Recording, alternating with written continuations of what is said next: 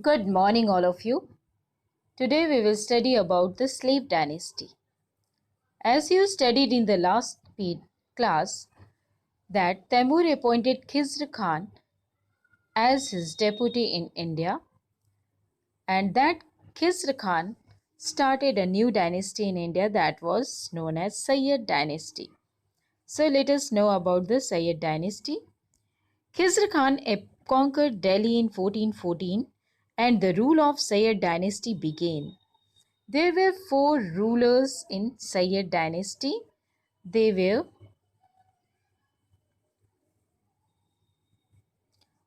Mubarak Shah succeeded his father Khizr Khan. He was the man of vision, but the nobles were against him. Most of his time was spent in controlling his nobles. During his reign, the nobles became very powerful. The last ruler, Alauddin Alam Shah Sayyid, lost Delhi to Behlul Lodi in 1451. With this, the rule of the Sayyid dynasty came to an end. And next came the Lodi dynasty, and they ruled from 1451 to AD 1526. Behlul Lodi was the first ruler of Lodi dynasty. He appointed loyal Afghan nobles as generals of important provinces. His sultanate stretched from Punjab to Bihar. After his death, his son Sikandar Lodi proved to be a very capable ruler. He brought Jaunpur and Bihar under his rule. He introduced many public welfare measures. He was succeeded by Ibrahim Lodi, who was the last ruler of Lodi dynasty. See the picture. It is the tomb of Sikandar Lodi, situated in Delhi. So you can visit there. If you will visit Delhi, you can see there. He was succeeded by Ibrahim Lodi, and Sikandar Lodi was the person he founded the city of Agra. Now let us know about Ibrahim Lodi. Ibrahim Lodi ascended the throne in AD 1517. He failed to gain the support of Afghan nobles. Finally, Daulat Khan Lodi invited Babur, the ruler of Kabul, to invade India and overthrow Ibrahim Lodi. Babur, with an army of 10,000, defeated Ibrahim Lodi in the First Battle of Panipat in 1526. With the defeat of Ibrahim Lodi, the Delhi Sultanate finally came to an end. So, in this way, five dynasties ruled in the Delhi Sultanate. They were the slave dynasty, the Khaljis, the Tughlaqs, the Sayyids, and the Lodis. So, we studied about all these five dynasties. Now, let us see administration and consolidation under the Khaljis and Tughlaqs.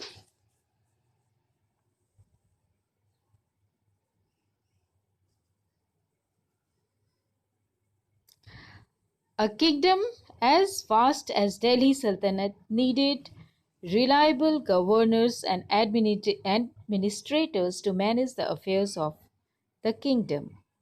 Rather than appointing aristocrats as governors, they favored their special slaves called bandagan. These slaves were very carefully trained since they were to occupy some of the most important offices in the kingdom. The sultans trusted and depended heavily upon them. The Khaljis and Tughlaqs continued to use the bandagan. These bandagans were appointed as generals and governors. The Portuguese of these the patronage of these people by Delhi Sultanate also shocked many elites. Elites are the people of high society. Like the earlier sultans, the Khaljis and Tughlaqs appointed military commanders as governors of territories. These lands were called iktas and their holders was called iktadar or muktis. The duty of the muktis was to lead military campaigns whenever the Sultan needed. In return for their services, the Muktis collected the revenue as salary.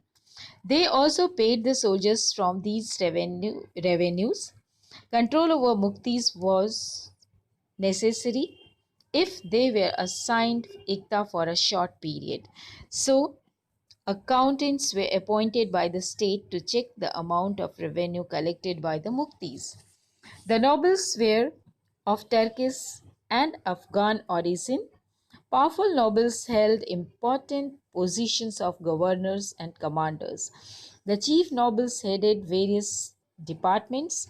The Wazir was prime minister. That time, prime minister was called Wazir. He kept a record of revenue and expenditure. The Qazi was the king's advisor on religious matters, and the Arize Mumalik was overall in charge of the army, means he was a military general. Under Alauddin Khalji, the state brought the collection and assessment of land revenue under its control. The right of the local chiefs to levy taxes was cancelled. They were forced to pay taxes. The Sultan's administrators measured the land and kept accounts. There were three types of taxes on cultivation called kharaz, which amounted to about 50% of the peasants' produce. Second, on cattle, and third on houses. So there were three types of taxes levied by the Sultan: on cultivated land, on cattle, and on houses. Now, let us see what is given in the next page.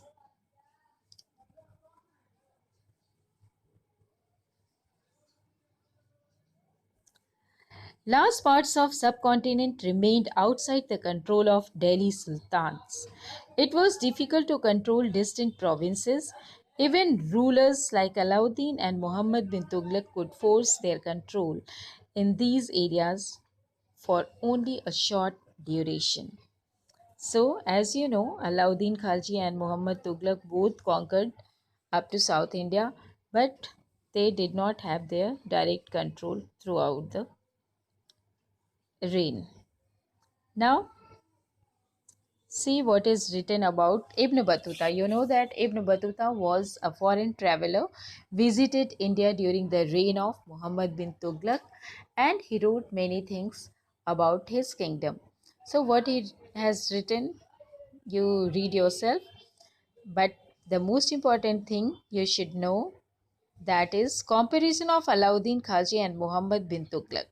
So, first of all, we will read about Alauddin Khalji. Delhi was attacked twice during Alauddin period.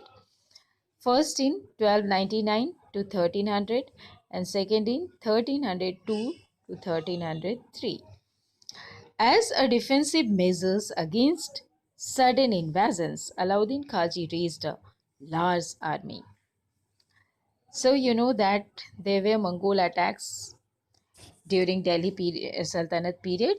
So for protecting from these Mongols, he um, made a very large army. Alauddin constructed a new garrison town named Siri for his soldiers. The soldiers had to be fed.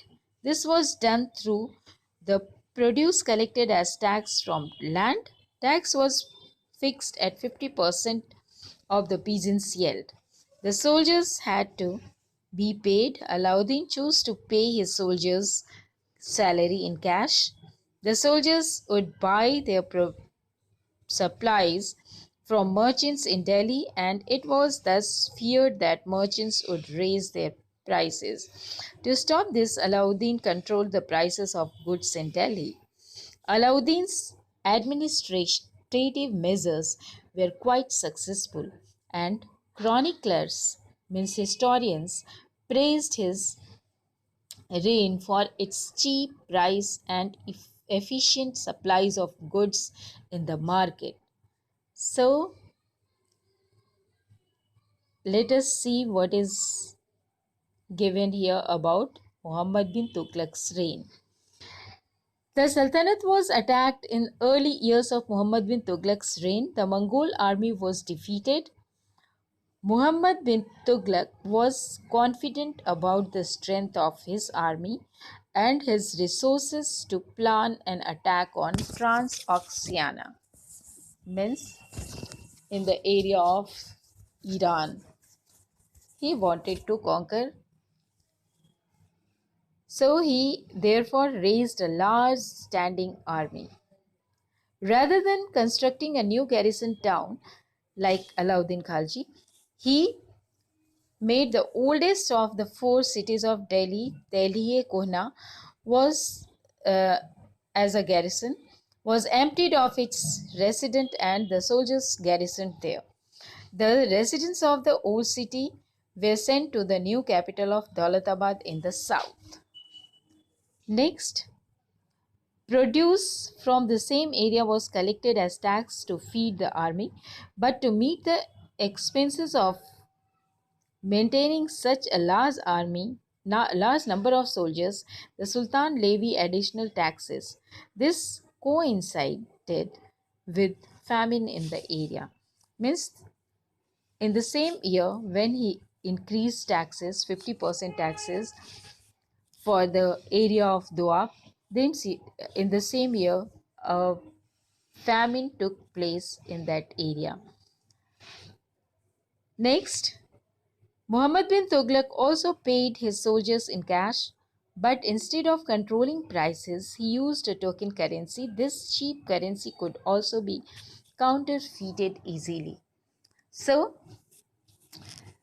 Alauddin Khalji controlled the prices while Muhammad bin Tughlaq started a token currency. And this was completely failure. Muhammad bin Tughlaq's administrative measures were a failure. His campaign in Kashmir was a disaster. Meanwhile, his administrative measures created complications. The shifting of people to Daulatabad was resented. The raising of taxes in famine strike in Ganga Yamuna belt led to widespread rebellion. Rebellion means revolt. So, in this way, all his plans failed or were not practical, and that's why sometimes he is known as a mad king or sultan. So, this chapter is over. You can read this case study also. Read yourself because the Tughlaq dynasty you already have studied. So, again, you read this case study. Some new things are given here. So, now I'm going to conclude this chapter. Thank you. Have a good day.